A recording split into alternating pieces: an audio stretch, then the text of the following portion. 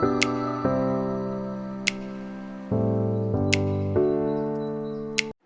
అండి, మనం ఎక్కువ రోజులు నిల్వ చేసుకునే విధంగా కరివేపాకు కారపొడి ఎలా చేసుకోవాలి ఈరోజు చూద్దాము.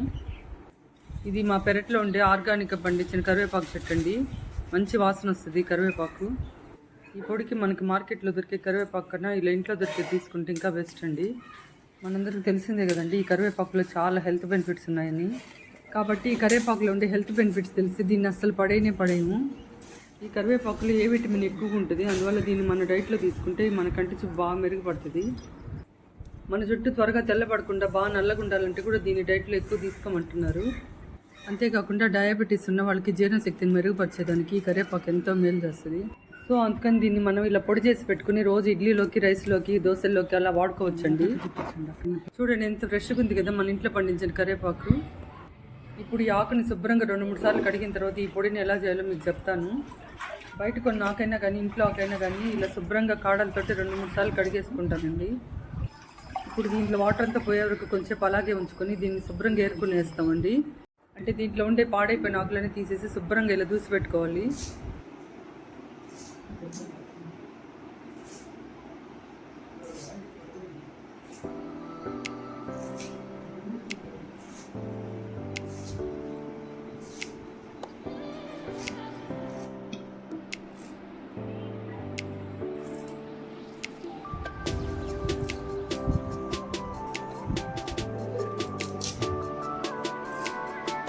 ఇలా శుభ్రంగా కడిగిన కరివేపాకునంతా నీడలోనే బాగా ఆరబెట్టుకోవాలి. అప్పుడు మనకి కరివేపాకు పొడి ఎక్కువ రోజులు నిల్వ ఉంటుంది. ముందుగా ఈ కరివేపాకు పొడి చేసేదానికి ఏమేమి ఇంగ్రీడియంట్స్ కావాలో చూద్దాము. దీనికోసం నేను కల్లుప్పు తీసుకున్నాను. నెక్స్ట్ 3 టీ స్పూన్లు ఆయిల్ తీసుకున్నానండి. నెక్స్ట్ 1 కప్ ఫుల్గా మినపప్పు తీసుకున్నాను. నెక్స్ట్ 1/2 కప్పు తెల్ల నువ్వులు తీసుకున్నాను. మనకు కావాల్సింటే ఇది కూడా ఫుల్గా 1 కప్పు తీసుకోవచ్చు. ఇప్పుడు అదే సైజు కప్పుతోనే పచ్చెనపప్పు 1 కప్పు ధనియాలు తీసుకున్నాను. నేను ధనియాలు కొంచెం ఎక్కువ యాడ్ చేస్తున్నానండి, దీంట్లో ఫ్లేవర్ బాగుంటుందని. ఇప్పుడు 2 టీ స్పూన్లు జీలకర్ర కూడా తీసుకుంటున్నాను. ఇప్పుడు మిరియాలు కొంచెం యాడ్ చేస్తున్నాను, ఇవి వేస్తే టేస్ట్ బాగుంటుంది. నెక్స్ట్ మంచి క్వాలిటీ ఉండే మిరపకాయలు మన కారం తగ్గట్టు తీసుకోవాలి. నేనైతే 12 తీసుకున్నాను. అలాగే వెల్లుల్లిగడ్డలు 2, నిమ్మకాయల్లో సగం సైజ్ అంతా చింతపండు తీసుకున్నాను. నేను తీసుకున్న మిరపకాయలకు సరిపడా చింతపండు తీసుకున్నాను. నెక్స్ట్ ఇలా డ్రై చేసి పెట్టుకున్న కరివేపాకు అండి. దీన్ని కూడా కావాలంటే మనం కప్పు కొలతలతో తీసుకోవచ్చు. నేను ఉరామరిగ్గా తీసుకున్నానండి. నెక్స్ట్ ఇప్పుడు ప్రాసెస్లోకి వెళ్ళిపోదాము. దీనికోసం ముందుగా స్టవ్ ఆన్ చేసి బాండ్లు పెట్టి 1 టీ స్పూన్ నూనె పోసుకోవాలి. ఇప్పుడు మనం తీసుకున్న ఎండుమిర్చిని కూడా ఇందులో వేసుకొని సన్నని మంట మీద బాగా మాడిపోకుండా ఎర్రగా వచ్చేటట్టు వేపుకోవాలి. నెక్స్ట్ ఇప్పుడు ఇవన్నీ బాగా వేగిన తర్వాత ఒక ప్లేట్లోకి తీసి పెట్టేసుకుందాము. నెక్స్ట్ ఇప్పుడు అదే ఆయిల్లో ధనియాలు వేసుకుని లో ఫ్లేమ్ మీదే వేపుకోవాలి. మనం వీటిని అంతా ఫ్రై చేసేటప్పుడు అన్నీ కలిపి ఒకేగా ఫ్రై చేసుకోకుండా సపరేట్గా ఇలా ఫ్రై చేసుకోవాలి. అప్పుడు మనకి ఈక్వల్గా ఫ్రై అవుతాయండి అన్నీ. నెక్స్ట్ ఇప్పుడు ఈ ధనియాలు 60% వేగిన తర్వాత దాంట్లోని జీలకర్ర, మిరియాలు కూడా వేసి వేపుకోవాలి. మామూలుగా అయితే ఈ కరివేపాకు పొడి చేసేటప్పుడు మిరియాలు చాలామంది యాడ్ చేయరండి. ఇలా మిరియాలు యాడ్ చేయడం వల్ల చాలా టేస్ట్ బాగుంటుంది. మీరు ట్రై చేసి చూడండి. ఈ వీడియో ఫుల్గా స్కిప్ చేయకుండా చూడండి. అలాగే ఫస్ట్ టైం ఈ వీడియో ఎవరైతే చూస్తున్నారో వాళ్ళు సబ్స్క్రైబ్ చేయడం మర్చిపోవద్దు. ఇవన్నీ ఇలా బాగా దోరగా వేగిన తర్వాత ఇవన్నీ ఒక ప్లేట్లో తీసి పక్కన పెట్టుకోవాలి. ఈ కరివేపాకులో యాంటీ ఫంగల్ మరియు యాంటీ బ్యాక్టీరియల్ లక్షణాలు చాలా ఉన్నాయి. కాబట్టి దీన్ని మన డైట్లో యాడ్ చేస్తుంటే ఇన్ఫెక్షన్స్ రాకుండా అడ్డుకుంటుందట. ఈ ఆకుల్ని ప్రతిరోజు పరకడుపున పచ్చివే తింటే కూడా చాలా హెల్త్కి మంచిది. నెక్స్ట్ ఇప్పుడు అదే పాన్లో 1 టీ స్పూన్ ఆయిల్ వేసి చింతపండు ముందుగా వేయించి పెట్టేసుకుంటున్నానండి. కొంతమంది అయితే ఈ చింతపండుని అలాగే వేసేస్తారు. అలా పచ్చిదే వేయకుండా ఈ చింతపండు నీళ్ళు ఆయిల్లో ఫ్రై చేయడం వల్ల దీంట్లో ఉండే మాయిశ్చర్ అంతా పోయి మనకి పొడి ఎక్కువ రోజులు నిల్వ ఉంటుందండి. అంతేకాకుండా దీన్ని మిక్సీకి వేసినప్పుడు చుట్టుకోకుండా మెత్తగా పౌడర్ లాగా అయిపోద్ది. మనం ఈ పొడిలో చింతపండు వేసేటప్పుడు పచ్చిదే వేయకుండా ఇలా ఫ్రై చేసి వేస్తే టేస్ట్ బాగా కుదురుతుందండి. కావాలంటే మీరు ఒకసారి ఈ విధంగా ట్రై చేసి చూడండి. నెక్స్ట్ ఇప్పుడు ఈ చింతపండుని ఫ్రై చేసేటప్పుడు గరిటెతో లైట్గా ప్రెస్ చేసామనుకోండి, చాలా ఫాస్ట్గా క్రిస్పీగా ఫ్రై అయిపోద్దండి. ఈ ప్రాసెస్లో చేస్తే కరివేపాకు పొడి ఎక్కువ రోజు స్టోర్ చేసుకోవచ్చు. కాబట్టి ఈ విధంగా చేస్తున్నాను నేను. ఈ పొడిని ఇదే ప్రాసెస్లో పప్పు లేకుండా వేసి బాలింతలకి సర్జరీ చేసిన వాళ్ళు కూడా ఇవ్వచ్చు. ఇప్పుడు దీన్ని ఇలా క్రిస్పీగా వేపుకున్న తర్వాత ప్లేట్లోకి తీసి పక్కన పెట్టుకుందాము. నెక్స్ట్ ఇప్పుడు ఈ ఆయిల్లోనే మనం మినపప్పు, పప్పు కూడా వేసి దోరగా వేయించుకుందాము. ఈ పప్పులన్నింటినీ సన్నటి మంట మీద టైం తీసుకుని చాలా ఓపిక్గా మంచి ఫ్లేవర్ వచ్చే వరకు వేపుకోవాలి. అప్పుడు ఈ పొడి బాగా టేస్టీగా ఉంటుందండి.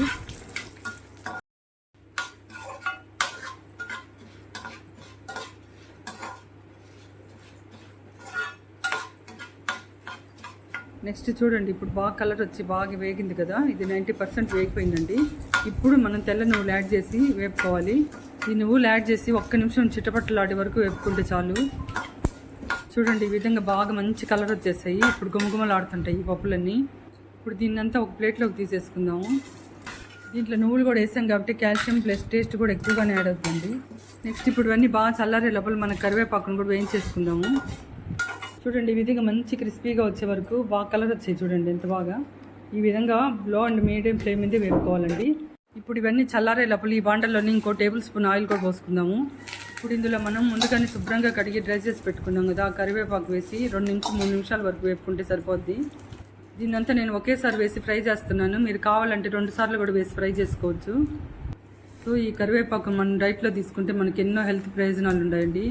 కానీ మనం ఈ కరివేపాకుని కూరల్లో వేసుకుంటే తీసి పక్కన పెడుతుంటాం కదా, అలా కాకుండా మనం ఇలా పొడి చేసి పెట్టుకున్నాం అనుకోండి, ఇడ్లీలోకి కానీ దోశల్లోకి కానీ రైస్లోకి కానీ ప్రతి ఒక్కదానికి చాలా బాగుంటుందండి టేస్టీగా. అయితే ఈ కరివేపాకుని మనం ముందుగా బాగా ఆరబెట్టి పెట్టుకోవాలి. అప్పుడు బాగా త్వరగా బాగా క్రిస్పీగా వేగిపోద్ది. ఇప్పుడు ఇవన్నీ బాగా చల్లారిన తర్వాత కొంచెం కొంచెంగా మిక్సీకి వేసి పౌడర్ చేసుకోవాలి. ఈ స్టేజ్లోనే మన రుచి తగ్గ ఉప్పు కూడా వేసేసుకోవాలండి. నేనైతే ఇప్పుడు ఇందులో కల్లుప్పు యాడ్ చేస్తున్నాను. మీ టేస్ట్ తగ్గట్టుగా మీరు సాల్ట్ కూడా వేసుకోవచ్చు. మనకు ఓపిక ఉంటే మిక్సీకి కాకుండా దంచుకుంటే ఇంకా భలే టేస్ట్ ఉంటుందండి కారపొడి.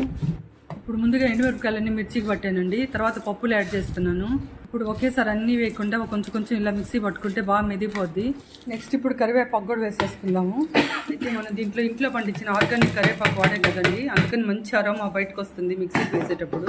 ఇన్ని హెల్త్ బెనిఫిట్స్ ఉన్నాయి. ఈ కరివేపాకుని ఇలా పచ్చళ్ళు పొళ్ళే కాకుండా నేను వెజిటబుల్ జ్యూసుల్లో కూడా యాడ్ చేస్తుంటానండి.